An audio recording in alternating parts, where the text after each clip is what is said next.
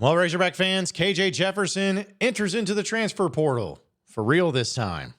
So how are we going to remember KJ at Arkansas? Let's talk about it on today's Locked On Razorbacks podcast. You are Locked On Razorbacks, your daily podcast on the Arkansas Razorbacks, part of the Locked On Podcast Network, your team every day. And welcome into the Locked On Razorbacks podcast. I am your host, John Nabors. I'm also the host of Out of Bounds. You can catch every weekday afternoon from 1 to 4 on 103.7 The Buzz and 103.7thebuzz.com. Today's episode is brought to you by Prize Picks. Go to prizepicks.com/lockedon and use promo code LOCKEDON for a first deposit match up to $100. It's daily fantasy sports made easy. Hope everybody had a wonderful weekend, as there is a lot of things to get to here today on the show. We'll give you a transfer portal update for the Razorbacks and also talk a little Razorback basketball and what was a weird, not really overly exciting, fun, enjoyable win over Lipscomb and North Little Rock. We'll talk about that here in a second. But the big news that at least happened over the weekend is that KJ Jefferson, for real this time, officially entered into the transfer portal. It was announced on his Instagram, as well as some people with On3 that he kind of partnered with. And he made it known and made it clear that he is going to be moving on into the transfer portal somewhere else. Now, I thought it was pretty interesting where 24/7 Sports, they do a really good job of kind of rating out the transfer portal and giving almost like the same way they do high school recruiting ranks. They rank the players at their particular position when they're in the portal and where they actually end up being. And it's crazy, or at least I thought it was crazy. Maybe some of you will disagree. But KJ Jefferson was actually listed as the 20th best quarterback in the transfer portal. It's kind of a crazy thing to think about. You know, all things considered about this last year, yeah, it's been pretty bad. But knowing the type of career that he had at Arkansas and the type of excitement that he brought at times and some of the big plays that he had at times, you know, it just was crazy to think that he's now leaving. But considering all the records that he broke, he's not even a top 10 quarterback in the transfer portal. But we'll see where he ends up. I know that there's a lot of talk about the possibilities. Maybe he ends up at Mississippi State or Auburn, South Carolina, whatever. But he's going to get a Power 5 gig, and whenever he goes, it's going to be expected that he's going to be the starter. But it's crazy to think that he is no longer with the Razorbacks, even though he ended up being the program's all-time leading passer with 7,923 yards. Also, the all-time leading touchdowns in passing, 67 touchdown passes. The record for most touchdowns accounted for with 88 touchdowns. Basically, the biggest stats that you could have as a quarterback at any given school, KJ Jefferson owns all those records. And it's a wild thing to kind of think about, where if some quarterback broke every major record as a quarterback in a respective school, how would those players be remembered by those schools themselves? A lot of places, it probably remembered as one of the greatest quarterbacks, if not the greatest quarterback to ever play at that respective school. Sometimes it would be remembered as a guy that just every single season you could count on him inside the system that was provided for by the coaching staff or whatever. To have numbers like that is going to be something that's remembered and probably not broken for a very, very long time. Or in this particular case with KJ Jefferson, it's going to be remembered as, yeah, he was pretty good, but not iconic. And think back to the quarterbacks that were in positions to where they either had the record previously held or that they were at least in the mix of the record. And what I mean by that is being, a couple touchdowns short or, a few 100 yards short, whatever it may be. And maybe it's the newness. Maybe it's because of the way the seasons went. Maybe it's because it's happening right now. But folks, my opinion is, well, first off, I love KJ Jefferson. Like, people who listen to this podcast know I'm a huge fan of KJ Jefferson. And this is not a slight or an insult against KJ Jefferson at all. But when I think of some of the all-time quarterbacks at Arkansas, and people will come up to me and say, you know what? Hey, list your top 3 quarterbacks in Razorback history. KJ Jefferson's not going to be one of them. At least not in my top 3. I talked about it this past summer. I think it was in the summer, at least before the year started, that I had KJ Jefferson originally as I think it was my number 3, and what he could do to move himself into being number 1 and the type of year that he would have to have in 2022 or 2023 to be able to justify me having him as the number 1 quarterback of all time. Obviously, none of that happened. But as time went on, and I kind of started to see from KJ and the fact that he is moving on, one of the things he needed was iconic moments and iconic games or iconic seasons or all the above. There need to be something iconic about KJ. And comparatively speaking to some of the other guys like a Ryan Mallett, like a Matt Jones, like a Tyler Wilson, like a Quinn Grovey, some of these other guys that people will at least remember here in the modern history, or even if you just take the SEC history.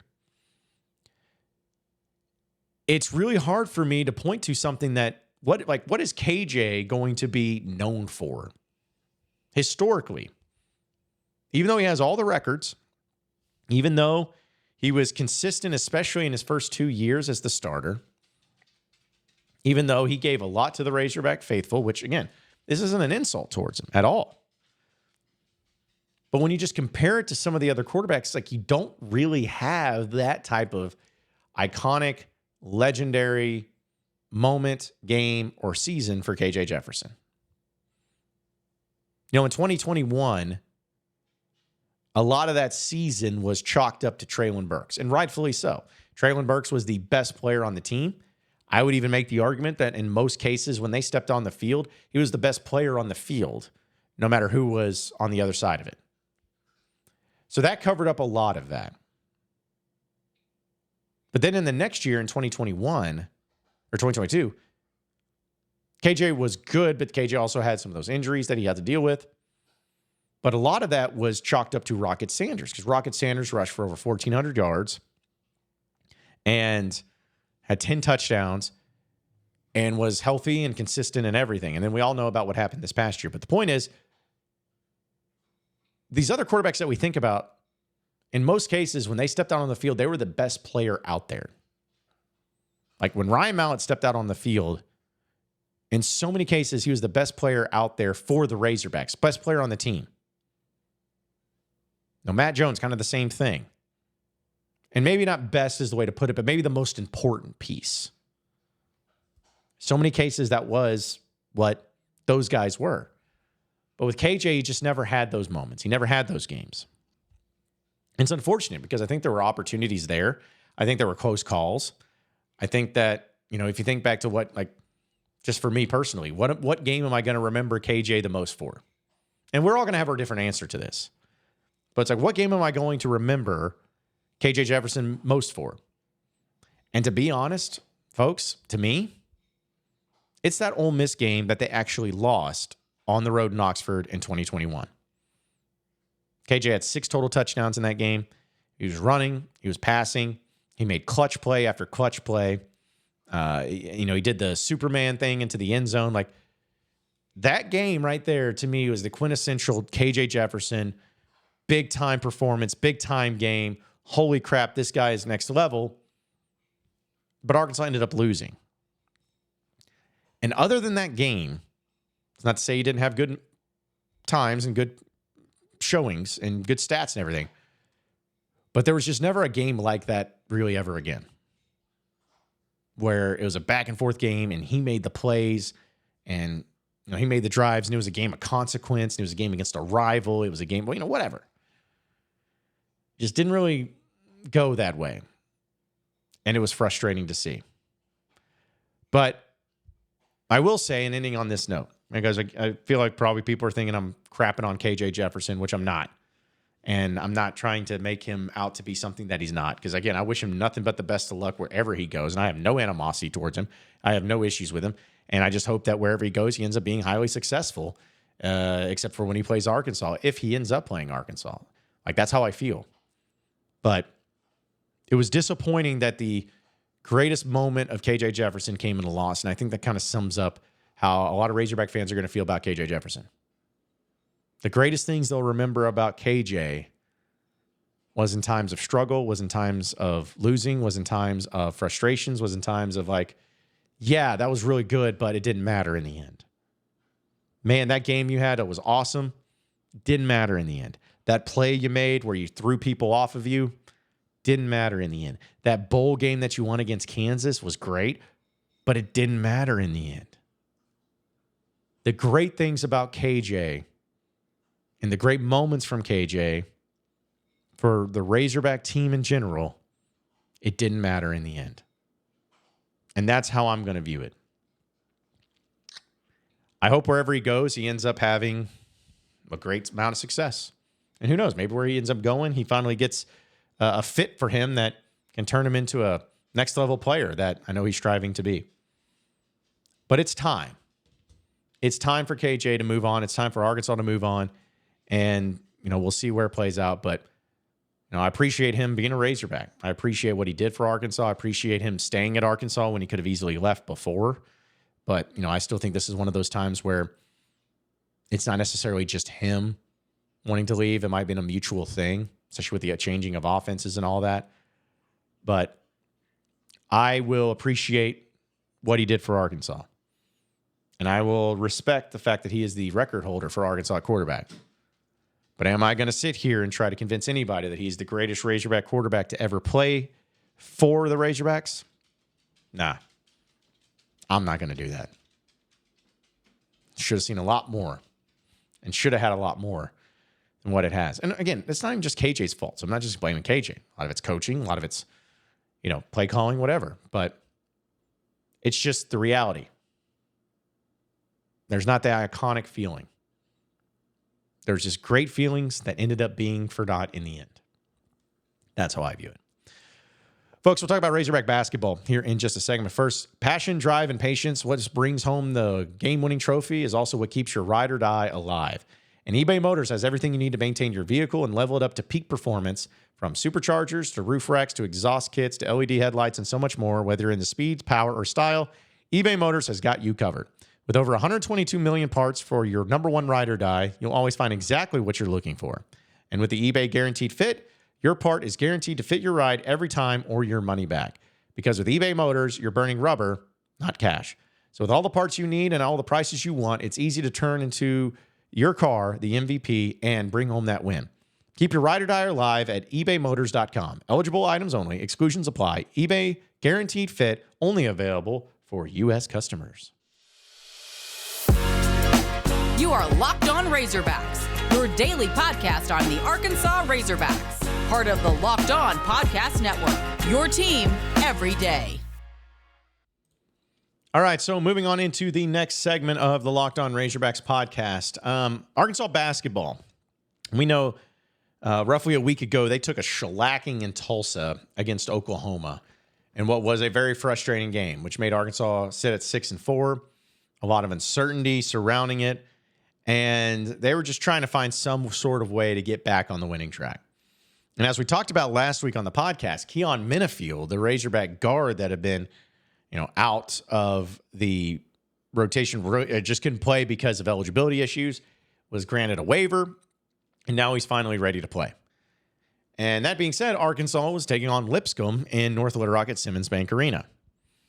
Now, this game was interesting. I was there in person, and I know I ran into a lot of you who listen and watch the podcast every day, so I really appreciate it, and it was good to talk with a lot of you and hanging out. But there's just a weird game overall, just like it always seems to be whenever the game is in Central Arkansas.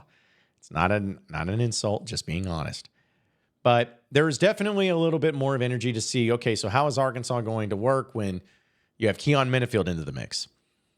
Well, to start the game, first off, the lights weren't working at Simmons Bank Arena fully. They needed 30 minutes to warm up. I didn't know that was a thing.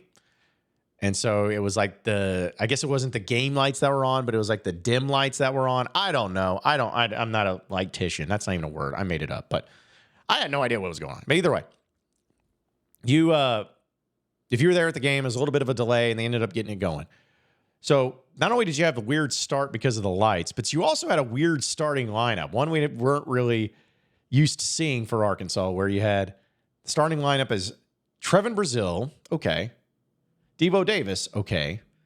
Chandler Lawson, okay. But your guards were Joseph Pittman and Jeremiah Davenport, in addition to Devo.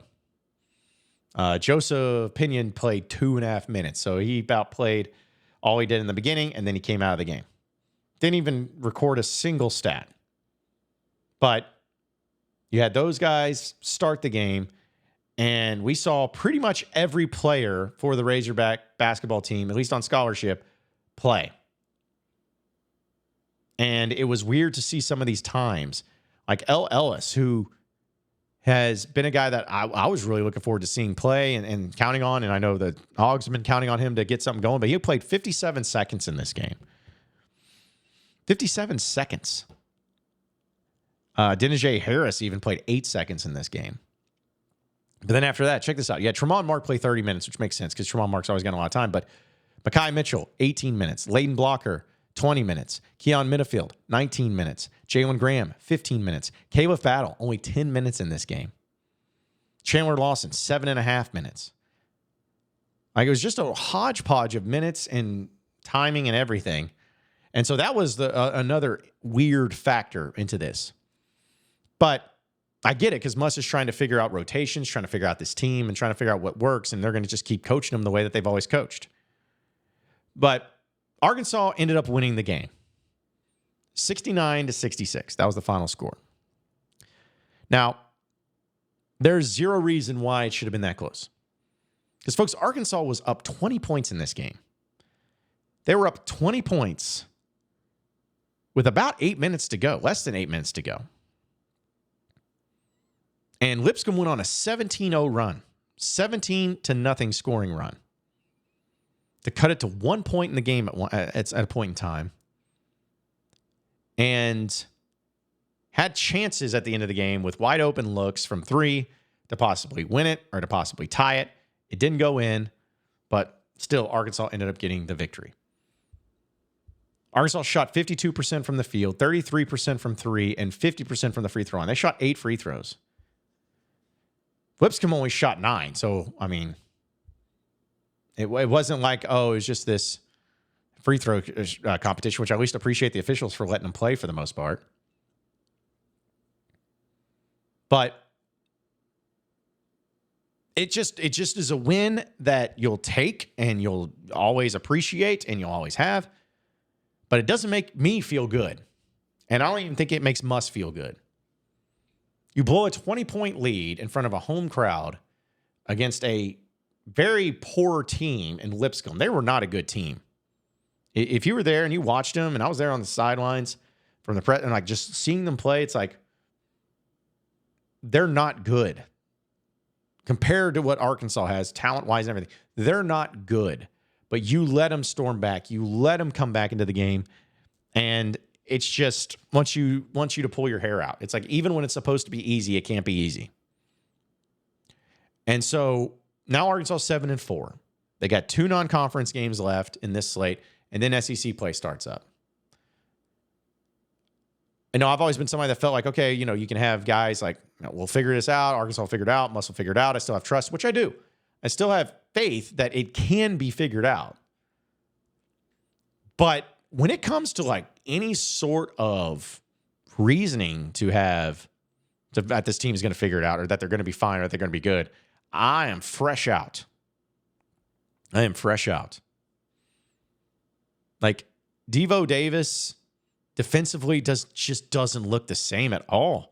Tremont Mark, who's supposed to be a lockdown defender, he just doesn't look the part defensively. I mean, they were getting beat off pick and roll like it was nothing. And so it's just the lack of consistency is just what's made this team so frustrating to watch at times. And I really don't have an answer for it. Like, would I be surprised if Arkansas made it to the NCAA tournament and make a run? No, not at all. But right now, at this point, would I be surprised if Arkansas finished like 9th or 10th in the SEC again? No. They're just not a good basketball team right now. It can be fixed. It can be okay. They can figure it out. But right now, they're just not a good team. They're not consistent enough. They can't count on certain guys enough.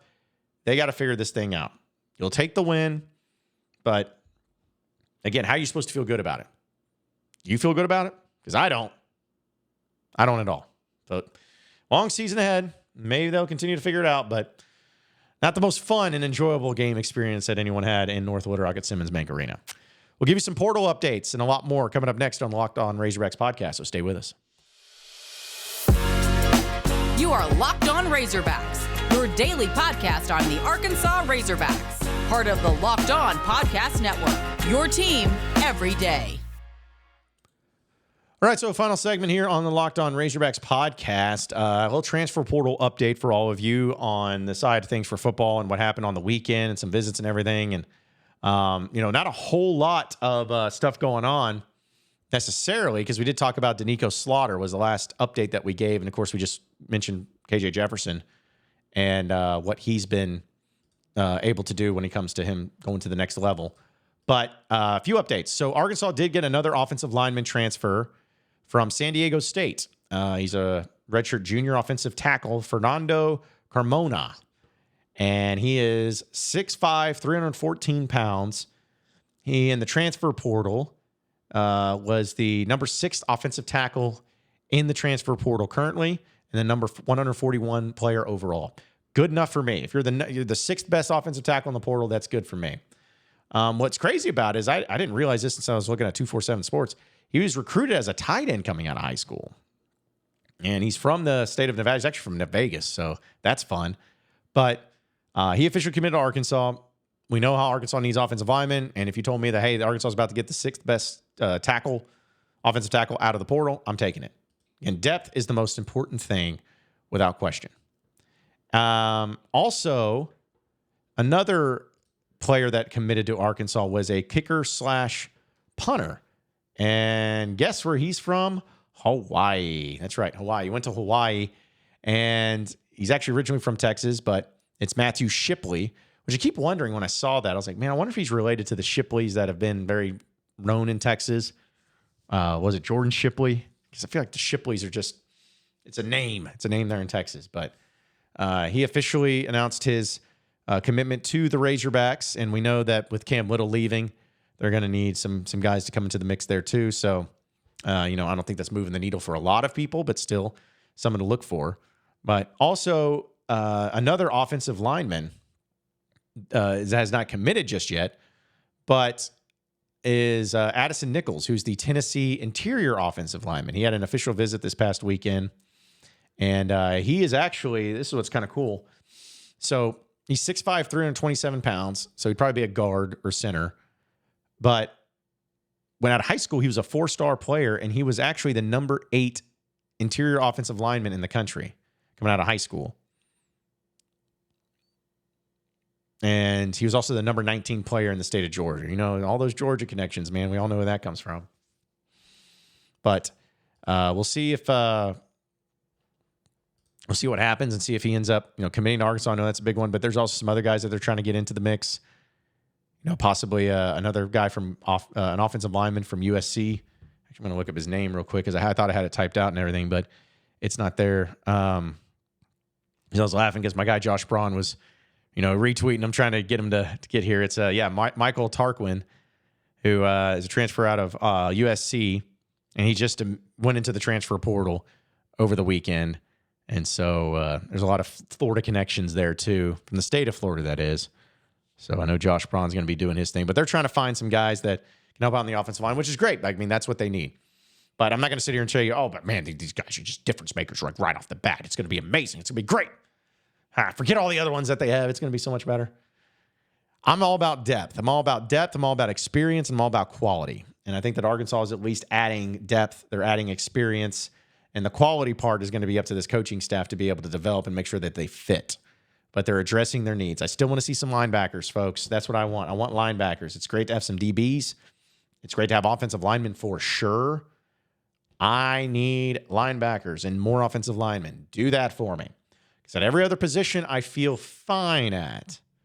Not feeling amazing, but I feel fine.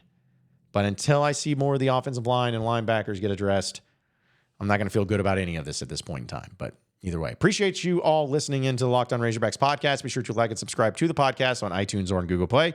You can also get after me on Twitter at BuzzJohnNabors for any questions, comments, concerns that you may have. We'll keep it going from there. Same podcast time, same podcast channel tomorrow afternoon. Have a great day, everybody. We'll see you then.